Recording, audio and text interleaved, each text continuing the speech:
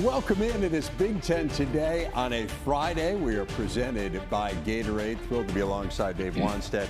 I am Dave Revson. We've got 3 weeks left in the regular season, Wani, and we've got drama galore. I talk about drama. I could watch that last play of Luke when they won 100 times. You know, I mean, I felt it. I've been there. I felt it. But you know what? The interesting thing about, you're right, 3 weeks left in the regular season. And obviously the talk and the focus and the headlines is playoff. But let's not lose sight. There's 17 teams right now that are still eligible to get a bowl game. Right. And a bowl game for college football, I mean, number one, we know about the extra practices. We know about opportunities to recruit more. Coaches keep their jobs.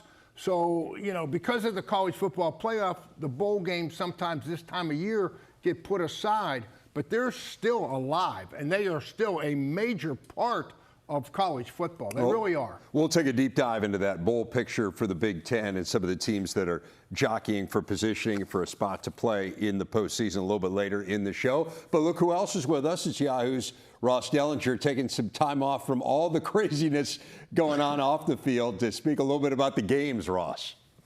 That's right. I have to be reminded sometimes that they still play actual games. It's not just all the off-the-field rule legislative changes that I seem to be inundated with on a daily basis. So excited to actually see some real games on Saturday, and real big games, Dave, right? You mentioned we talk about bowl eligibility stuff, but the playoff race is on, and it's hot. Yes, it is, and we're obviously going to start there. Our big story as we dive into the week ahead, and it starts with a team that is in that college football playoff bracket right now that Ross was talking about in Eugene, the Ducks and the Gophers. Oregon trying to stay in the bracket. They've got 3 tough games left. Both number 1 Ohio State and number 2 Indiana in action this weekend. The Bucks host UCLA in primetime. Hoosiers have Wisconsin right here on the Big Ten Network. Only 4 games nationally pitting 2 ranked teams this weekend. We have one of them. It's Iowa and USC. The Trojans likely needing to win out to make the CFP. So why don't we start there, Ross, and dive into this matchup? USC, obviously, the great offense. Iowa, the great defense. What gives here, in your opinion? Yeah, this is like good on good, as they would call it, right, Coach? 2 drastically different styles. USC's explosive offense against an Iowa defense that's perennially one of the nation's best, right? Something's sort of got to give, right? Hawkeyes allow 250 yards a game defensively. Trojans average over 500 yards offensively. I wonder mentally, and with the long trip out west, if Iowa can rebound from a tough one against Oregon last week, right? They lost at the last minute on that field goal. It was sort of devastating. And you just wonder with the trip and all that stuff, like how they will handle it. I'll tell you one thing, the weather. The weather is going to be interesting in LA. We're used to sunny and warm. It's supposed to be like in the high 50s and rainy for the game. So very Iowa feel to this one in the Coliseum. Yeah, you talk about rainy. Well, how about last week? Iowa fighting through that game. You know, I mean, what a great way to compete, and it comes down to the end. I think the big challenge this week, since we're on Iowa, is Kirk Ferentz emotionally. How many times can you win one for the Gipper? You know, and truly call on your team again. And now they're traveling across the country after a very physical game and an emotional game. And the way Iowa plays football, and I think this is a key point, they've got to be all in emotionally because they play so physical. And if you can't play Iowa football unless you are emotionally ready to battle. And so Kirk Ferentz, he's got his work cut out for him this way, I think, from that standpoint. And then the quarterback, we just saw him on tape right there, Mark Gronowski. He, you know, right, we know what he's doing the ball, running the football and touchdowns. But I think you got to back off. You got to throw the ball deep this week. Even if you don't complete them, I would throw the ball deep if I'm Iowa just to get USC to back off a little bit. Because if USC, if they know you're going to run the ball, a la Michigan, and that's all you're going to do, they can muster up a great effort to stop the run, in my opinion. But if they've got to play the run and the pass, and you can keep them a little bit off balance, I think they're a completely different defense. And you don't want to. You're not going to get in a shootout with USC. USC is going to score points. So yeah, Kurt's going to hold the ball, slow it down, play great defense.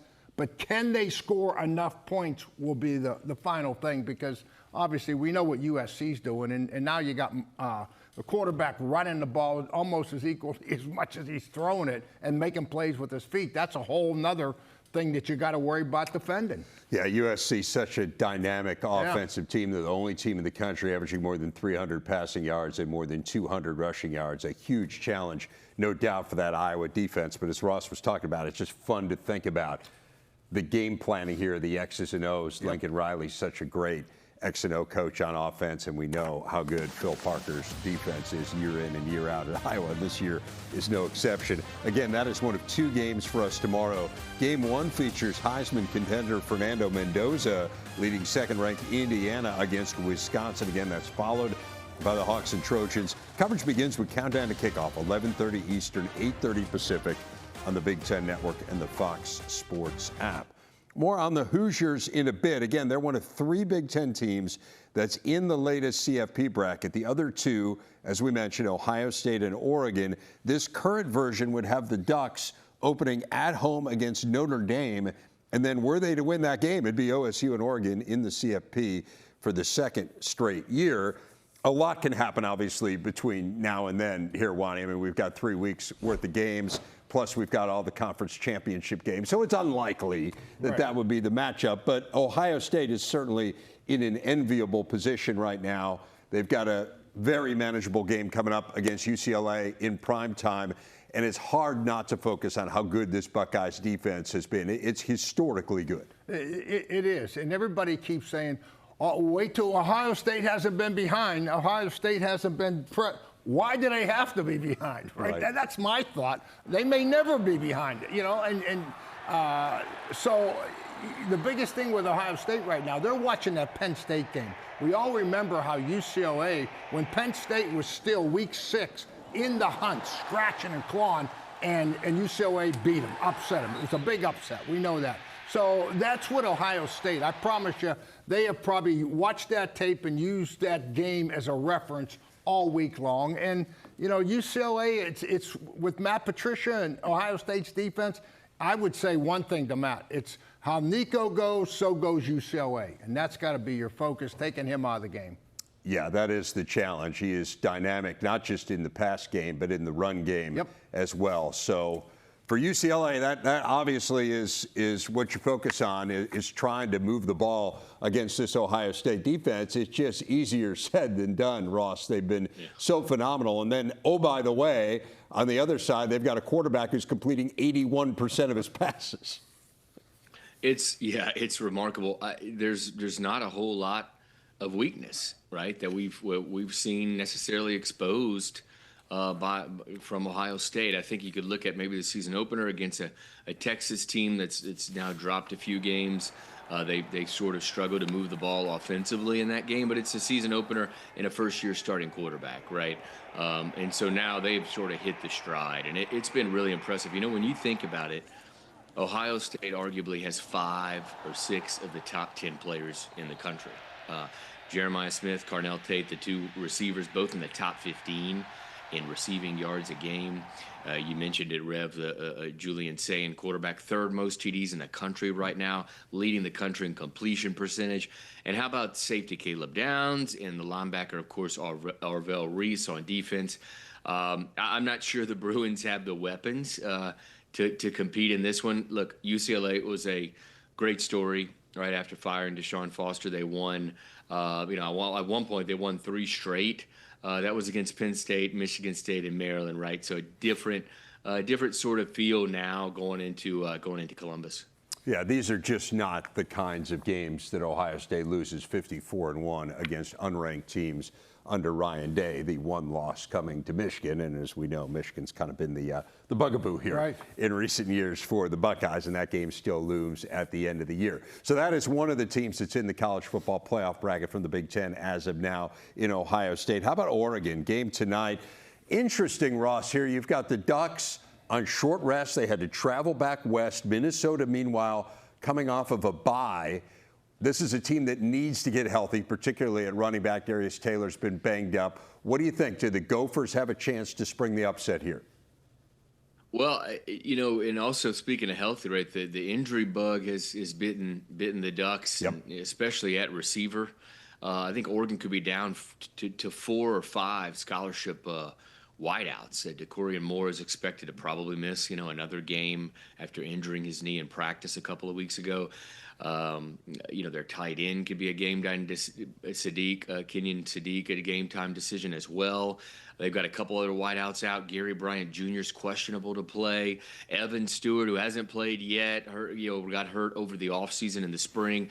This is a banged-up Oregon team, and gets a Minnesota team that can be really dangerous, especially on defense. We've talked about it all year long. Linebacker Devin Williams leads the way sort of for that group. They're 21st in the country, the Gophers are, in yards a game. This could present a challenge on a short week for Oregon, coming back across the country after an emotional win at Iowa. Minnesota had a bye last week as well. Friday night, this sort of just has the makings of a tighter than the experts think, Coach.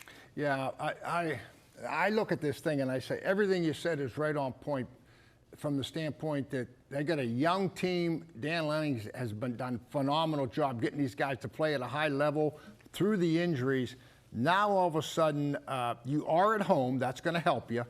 But it's going to come down to the offense and defensive lines. And what I would do, I think Oregon needs to, what's the best way to help your quarterback and some of these receiver injuries? Run the football.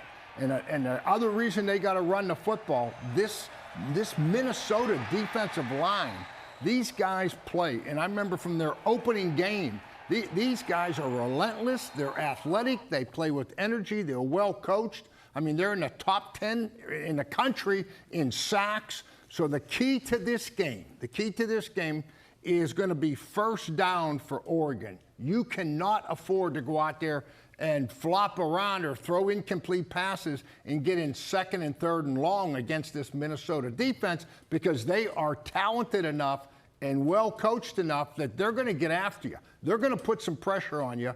And with a young quarterback and injuries at receiver, that's not the game I don't think that Oregon wants to play this week. Now, what's PJ going to do? Is he going to put? How much is he going to put on Drake Lindsey, the quarterback? Right? You got a freshman quarterback yourself, and right away it goes back to Pete, the old foundation of what blueprint of why PJ Fleck has won. Running the ball, okay? And I don't know what we talked earlier, Taylor, is he going to play or not? We don't know, but somehow, some way, I think that PJ needs to try to establish a good running game, this thing, to keep his defense rested and keep that ball away from Oregon a little bit. But run the ball, Minnesota. Get them in, play first down, great. Get them in third and long. Let that defensive line cause some havoc. That's Minnesota's formula to having a chance to win this game. And Oregon is a tough team to throw it on. I mean, you want to lean on that run because they lead the nation in pass efficiency defense. We talk so much about Oregon's offense, and as both of you guys pointed out, they are really banged up. But, man, that run game has been special this year. They lead the Big Ten in rushing. Amazingly, they lead the Big Ten rushing. They don't have a single back in the top 10. It just tells you how balanced that attack has been. So a tall task for a Minnesota team that has struggled mightily on the road this year. The Wisconsin Badgers, fresh off a really impressive win, banged up down to their 4th quarterback, but still figured out a way to beat a ranked Washington team at home last week. Defense was phenomenal against a high-powered Washington attack. They held the Huskies to 251 total yards, 4 sacks, 9 tackles for loss. The reward this week, now they go to Bloomington to take on number 2, Indiana. And head coach Luke Fickell joins us now for a big interview. Took a little time out of grinding over film to speak with us. Coach, congrats on a great win last week. Just give me a sense of how different things feel around the facility this week. No, there's a different bounce. There's a different, truly feel. You can see it. But I've been impressed with these guys. They've continued to battle through the hard times that we've had. But like I told them this week, they came back, did the same thing, but did it with a little bigger smile on their face and a little bit more excitement. So it was something that was good for the soul. It was good for us and our program, but it was good for everybody around here. Well, I was really blown away by the play of your freshman linebackers, Mason Posa, Cooper Catalano. Those guys were just incredible in this game, and it's just so unusual at this level, as you guys both know, to have players who are true freshmen contribute on defense in huge games like that, and they've really ramped it up here, each one of them has, in the last few weeks. At what point did you realize that these guys were good enough not just to put out there, but to be difference makers? Maybe about midway through the Oregon game last week when they had to play, or 2 weeks ago, 3 weeks ago, whatever it was. I mean, the truth of the matter is, you know, we felt like they were good players. Obviously, they hadn't played a ton the entire year. And then you just get to situations where you kind of are forced to put some guys in, and that's sometimes what you find out. And that's when you find a lot of different things. And I've been impressed with the biggest thing is the game hasn't been too big for them. And last week was one of those ones where, okay, now there's a little bit of a different expectation going in. You kind of, you know, we're thrown into the Oregon game. And now all of a sudden there's a little bit of a different preparation, a little bit of a different expectation, and it still wasn't too big, and they continue to perform. Hey, Coach, congratulations, first of all. Great win. Obviously, I love the defense. A little partial to that, but anyway. All wins are good wins. I know. I would respect that a little more. Exactly. But let me ask you a question. You know, from the moment you took that job, from the seat that I'm sitting in, watching you, I had a good feel what you were going to do on defense. And Rever was just talking about the young linebackers, but I see that across the board on defense, the development of players, you know, in the system. And unless you're getting a five-star senior portal guy, they all need to be developed and learn the system and so forth.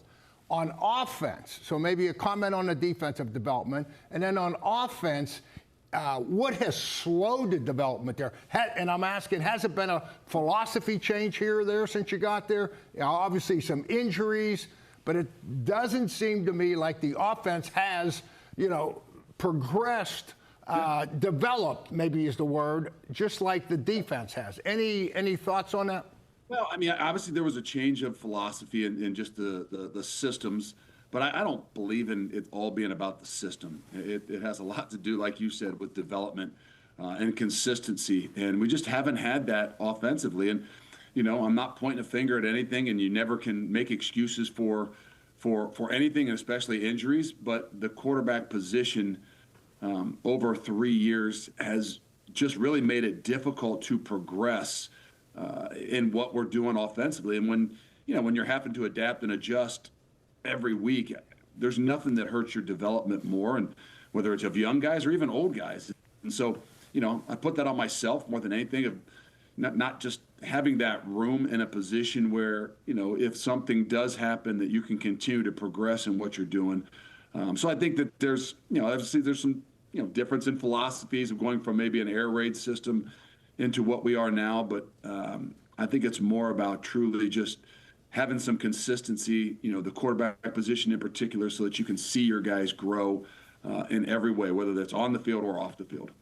Yeah, staying with the theme of development, I remember when I was at Pitt, we would expand our recruiting a little bit into the Big Ten, and it was kind of always the reputation that we'd be talking about kids, and there was a big offensive or defensive lineman from the state of Wisconsin. Right away, the guys would say, well, he's going to Wisconsin. You know, forget about it. Has the number of recruits maybe in state, or with all the portal and the craziness that's gone on in the last few years, has it changed in state for you from the standpoint of maybe numbers or emphasis or whatever, you know? Well, it's not an emphasis. Obviously, anybody that knows, I mean, you go into any place and you got to recruit your home state. Is it different in state than it was, you know, 15 years ago? I think if I compare some of the numbers, maybe a little bit. Mm-hmm.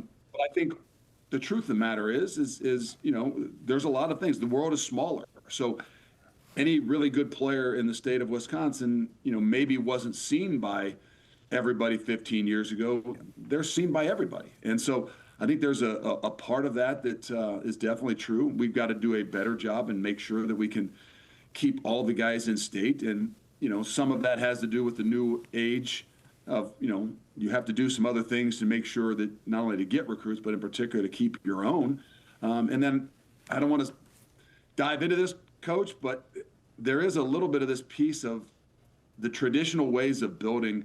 It's still about development. I don't care whether you're a 5-star or not, but it's making it a lot more difficult to take even some of your, underdeveloped kids and think that you got 2 or 3 years to develop them and in the system and just how, this league is. Like, it's really, I know we talked about 2 freshmen playing for us, and there's a lot of others, but it's really difficult to think that you're going to be successful with really young guys and really young developmental guys in this league, because it's changed a lot in just the last 3 years.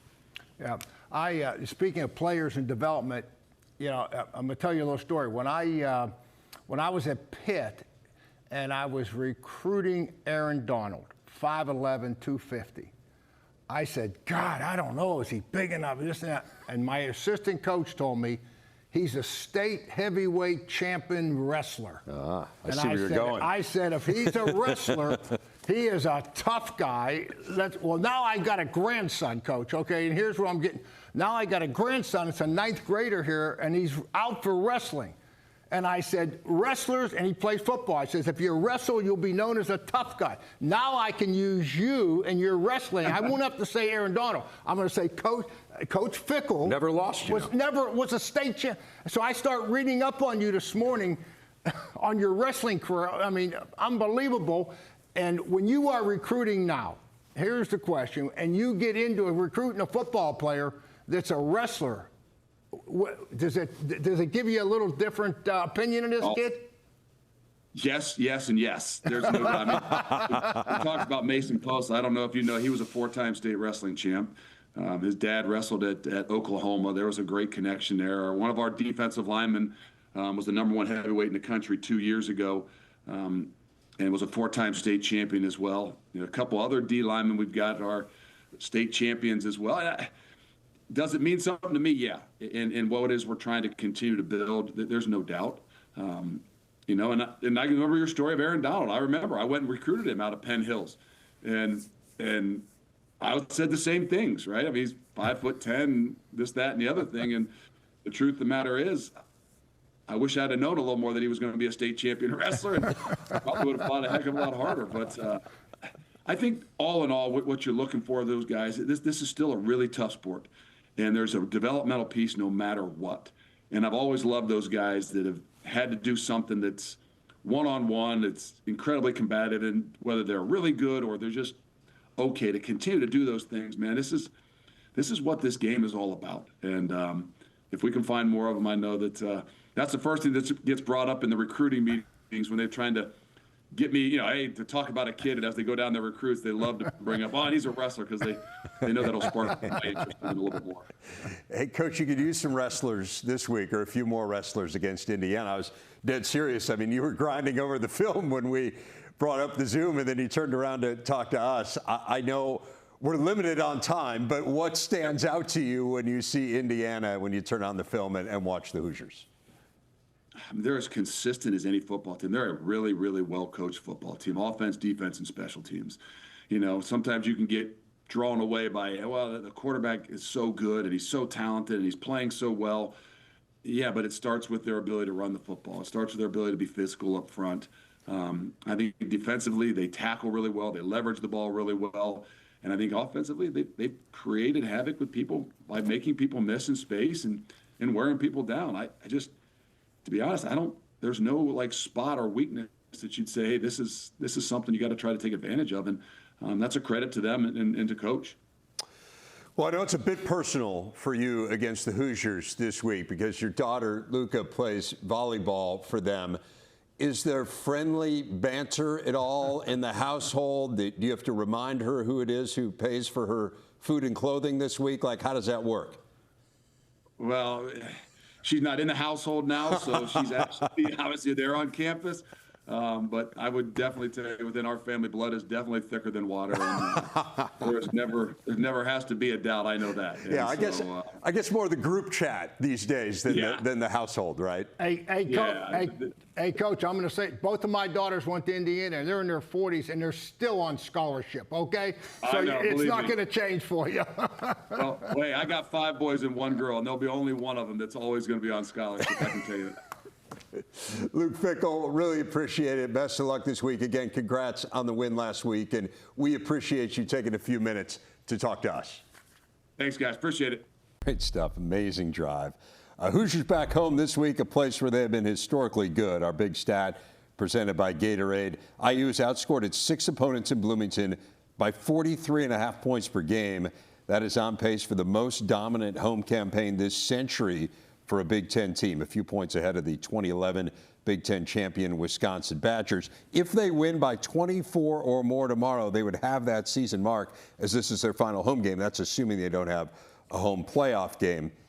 Ross, they get a Badgers team that is playing better, as we outlined with Luke Fickell. They are far from a pushover on defense. That's certainly been the stronger suit for them.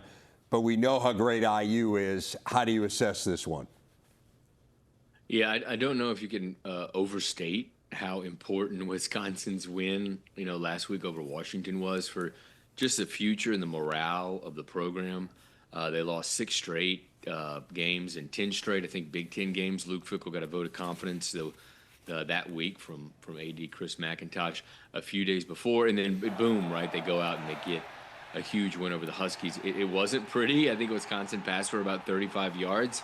But a win is a win, and in the type of season they're having, you take anything, right? And then you just saw Coach walk through that last drive that Indiana had at Penn State. It was incredible stuff by Coach Meyer, and you look at some of those catches. I mean, 3 or 4 of those catches on that drive in the throws were 3 or 4 of the best we've seen all year, and they did it on one drive. Indiana and Fernando Mendoza continues to impress, and without their top receiver. So this is going to be a tough one for the Badgers. I think you look at what Mendoza's done, and he's put himself in the Heisman Trophy conversation, right?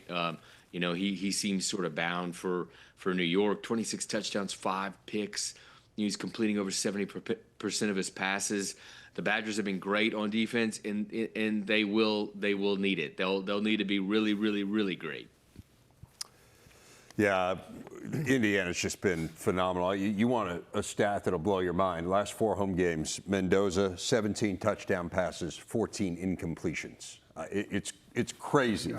Crazy how good he has been. It's a huge task for Wisconsin. Again, that game on the Big Ten Network in the early window leading up to that Big Ten tailgates at Illinois. And countdown to kickoff gets you ready for that battle between the Hoosiers and the Badgers. All starts at 10 a.m. Eastern, 7 Pacific, only on the Big Ten Network and the Fox Sports app. So as I said, tailgate at Illinois. Let's dive into the Illini a little bit. And Wani, they are almost certainly out of the college football playoff race. And yet, you look at this team, they won 10 games a year ago. If they win out here, they could win 10 in back-to-back seasons, which has never happened in Illinois. So they still have a ton to play for. Taking on a Maryland team, Mike Loxley, we know his history with Illinois. He was the OC on their Rose Bowl team, their most recent Rose Bowl team. What do you make of this matchup against a desperate Maryland team? Well, I look back, going back, I know they had a week off, but the last time that Illinois played, it was a game that they had to bounce back off of a tough loss, and they go out, and Luke Altmaier plays as good as he's played all year, in my opinion. I mean, as far as completing 75% of his third downs,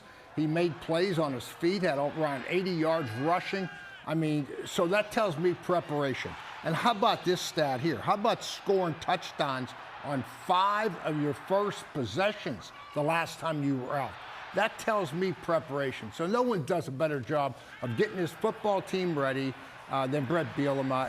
They're going to be ready to play this week. And the tough thing on Locks right now is he's got a talented team. I hope that they give him a chance to develop these players. He's got guys on that defensive line that are front-line players. They're going to have to keep him in this crazy system. His quarterback, we know, is a front-line player. They've been so close in the fourth quarter. Is it maturity? Is it just guys not making plays? You know, they've been in so many games to win meaningful games in the fourth quarter and just let them get away. It's crazy. They've been so good throwing the ball all year and couldn't run it. And then they go over 300 yards rushing on Rutgers. Right. And couldn't throw it and end up losing the game. The first Power Conference team to lose a game this year when rushing for more than 300 yards. Of Northwestern, they are the lone Big Ten team which could wrap up a bowl bid tomorrow. Rutgers also has 5 wins, but they have a bye. 10 conference teams have already clinched bowl spots. Maryland needs 2 more wins. UCLA, Wisconsin, Michigan State, Penn State must win out in order to guarantee a place in the postseason. So let's focus on Northwestern first here, Ross. They are playing at Wrigley Field, and no one will be happier than Northwestern fans when the new Ryan Field gets built, so they won't have to play at Wrigley Field anymore. They have not won a game there in all these years of playing there as their alternate home. They take on a Michigan team that probably needs to win out to make the CFP. How do you see this one, Ross? That's right. You know, a lot of playoff talk today, and there's more here with Michigan, right? They might be in a really good spot to win out, like you mentioned, Dave. They maybe be a 2-loss, right, Big Ten team and get into this playoff. I don't think there's any doubt that a 10-2 Michigan with a win over Ohio State, right? They play Ohio State at the end of the year in the Big House, would get into the playoffs. So they're very much alive for this thing. The Wildcats have been better than I think a lot of people expected this season. They just need one more victory, as we talked about, for bowl eligibility. After Michigan, they get Minnesota at home, and they travel to Northwestern. So it's certainly doable, but not the easiest stretch. You know, can they slow down Michigan enough to keep this, Coach, a low-scoring game? You know, something we saw Purdue do to Michigan in a 21-16 win for the Wolverines. Look, you know, Michigan's not very flashy, right? They've struggled at times to score in bunches. They have Justice Haynes and the kind of a duo running back, Jordan Marshall as well. Those two are combining to average, you know, over 150 yards a game. So this is a key. Can Northwestern do enough to slow those guys down on the ground? Yeah, you know, people lose sight of what a young football team Michigan is. You know, we know Underwood, you know, is obviously a freshman. And you talked about Marshall there. Marshall off being a freshman. The defensive lineman that they graduated last year, you just don't replace #1 draft picks. And that's what they're doing, and they're playing at a high level.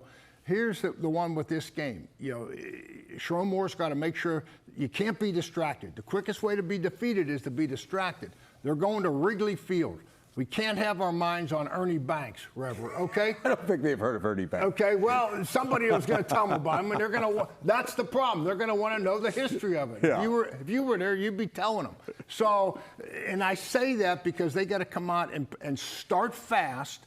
And the biggest mistake, and David Braun has done a fabulous job at Northwestern. His whole goal, in my mind, get this game to the fourth quarter. I'm telling you, if this game gets down to the fourth quarter, it's a 1-score game with 10 minutes to go, anything could happen. So let's keep the eyes off the Ivy. We'll tell you those stories later, okay? Let's play football. So if Michigan loses, we're pointing to Gabby Hartnett. It's all. See, now you're getting me. Going even further back, yeah. Yeah, we'll say, again, Michigan's been banged up at linebacker. Haynes has been injured as well, so they'll be leaning on Marshall in this one. Northwestern banged up at running back also. We'll see whether or not they have Joe Hyman back. They really use him, a dynamic player for them. Young players. Yeah, be fascinating to watch that one. What about Penn State and Michigan State? Wani, the beauty of this game is somebody gets a win, and obviously neither one of them has a conference win, and someone keeps their bowl hopes alive. Yeah, Terry Smith, you know, the big challenge, I mean, they laid it on the line last week. He had them motivated. You know, how many times can a head coach, you know, upset the Gatorade table, as I say, to get them all fired up? Last week they were. They gave Indiana a great effort for having a new starter at quarterback. Can they muster up that type of effort again? That's what we're going to find out. And now you got senior guys. You got Dennis Sutton. You got the running back, Singleton. Okay, are these guys going to be motivated to keep going to try to get a bowl game? Or are they going to start letting their minds drift, agents draft, all that type of stuff? That's the challenge right now at Penn State. And the challenge for Michigan State is just trying to figure out a way to get a W. I mean, same challenge at Penn State, but man, it's been rough at both places. Michigan State, were they to lose this game, it'd be 8 straight conference losses. That'd be the longest conference losing streak in Michigan State history. Tuesday, of course, was Veterans Day, tributes to our servicemen throughout the Big Ten over the last week. It includes at Washington, a salute to Service Day tomorrow. Huskies try to bounce back from their loss to Wisconsin, hosting Purdue. So, Ross, how do they do that? Yeah, that was a costly one last week and a disappointing one. It kind of probably cost them a playoff spot when you look at it. Maybe they could play spoiler, right? They play Oregon at the end of the year. They should have a big edge here though against the Boilermakers, right? Damon Williams and Jonah Coleman, quarterback, running back. They have the ability to light up the scoreboard, especially against a Purdue team, coach, that ranks 102nd nationally in total defense. Yeah, this Jed Frisch, the quarterback at Washington, he's going to be challenged in a little different way with a tough loss like he had there with Wisconsin. So he's got to bounce back. Don't turn the ball over, Purdue. Don't turn the ball over. You'll have a chance. Yeah, easier said than done. They've got 18, which is a Big Ten high. You have the interesting kind of sidebar story, too. Ryan Walters going against his former team. And then Barry Odom, who he worked with at Mizzou, worked with at Memphis. So there's a lot of connections in this game.